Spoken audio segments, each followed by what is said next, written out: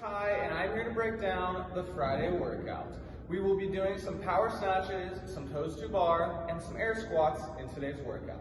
Our goal is not to hit the red zone, but instead our goal is to move with intent. Everything we do, whether it's the setup of our lift, the execution of our lift, or just ensuring we're hitting those standards, make sure everything today is done with a purpose, with intent. So let's talk about how to move with a purpose, how to move with intent, and let's break down some of our standards and key points. So the first movement is the power snatch. We will be doing 4 of them, which isn't a exorbitant amount of reps, but the weight is pretty high. So we need to be locked in. In order to do this lift to the best of our ability, I think the setup is the most important. So my feet are hip width apart, my hands are wide, and I'm wedged into the floor. My butt is low, my chest is up. Balance through the midfoot, and we want to think about nice, patient, and smooth off the floor. So that first pull should look really smooth. It shouldn't be all aggressive, like you're gripping and ripping. I shouldn't hear that barbell making a bunch of clanking sounds. It should be really smooth and relatively quiet. From here, we turn up the volume a little bit, boom, as we explode. So that barbell gets into that hip crease region, and I like to say I get tall before I get small. In order to make sure you have a really sturdy catch position, let's think about punching through the bar with our hands and punching through the floor with our feet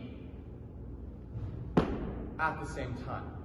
During all of your warm-up sets, you guys should really make sure to own this catch position, maybe even give yourself a 1 count, a 2 count, maintaining those active shoulders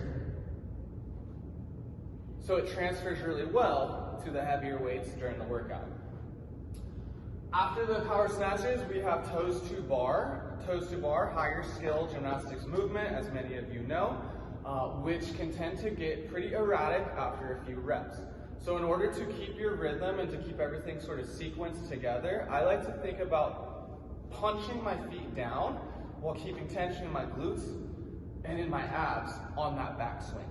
That will prevent some of that swinging, that excessive swinging that we see during the toes to bar, and it'll help you just stay locked in and engaged. So again, after I go from the full toes to bar position, I like to kind of punch, and then that's gonna get me into that nice, solid, extended position without losing all of my tension.